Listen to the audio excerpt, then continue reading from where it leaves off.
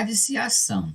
Agora as radiciações, operação, adição e subtração. Radiciação é aquela história de raiz, tá? Raiz, por exemplo, quadrada de 4, raiz cúbica de 8, tá bom? Para eu somar ou subtrair essas operações de radiciação, meu aluno, eu tenho que ter o mesmo radicando. Por exemplo, se eu somar raiz quadrada de 2 mais raiz quadrada de 2 mais 3 raiz quadrada de 2, por exemplo. Então, aqui eu tenho uma, mais uma aqui dá 2, mais 3 aqui dá 5. Eu tenho 5, conserva a raiz quadrada de 2. Não pode ficar somando aqui embaixo. Professor, se eu tivesse raiz cúbica de 3, raiz quadrada de 3 somado com a raiz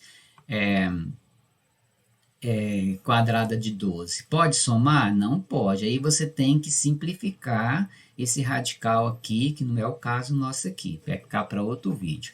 E agora na multiplicação? Na multiplicação eu posso fazer o seguinte. Eu posso multiplicar aqui dentro.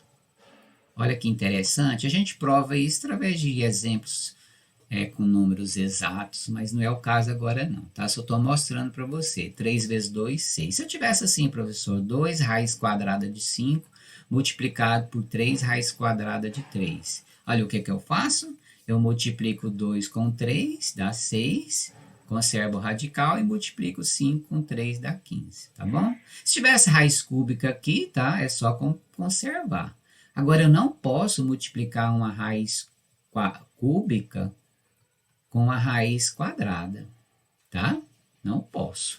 Tem que reduzir ao mesmo índice aqui, que não é o caso nosso, não. Potência de potência. Por exemplo, se eu tiver raiz... Potenciação, né? Potência de potência, não. Raiz quadrada de 3 elevado... Raiz quadrada de 2 elevado ao quadrado. Você sabe que a potenciação é a multiplicação de fatores iguais. Então, raiz quadrada de 2 ao quadrado é multiplicar a raiz quadrada de 2 duas vezes.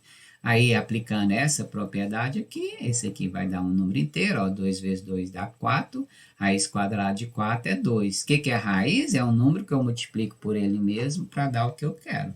Por exemplo, aqui, 64. Qual a raiz quadrada de 64? É 8, porque se eu pegar o 8 vezes o 8, dá 64. Qual a raiz cúbica de 8? É 2, porque eu pego 2 e multiplico ele 3 vezes, dá 8. Tá bom? Então, quando eu tenho potenciação, é só multiplicar o tanto de vezes que está indicando aqui no expoente. Ok? Vou fechar aqui porque você vai, embora antes de terminar o vídeo. Um abraço e segue firme.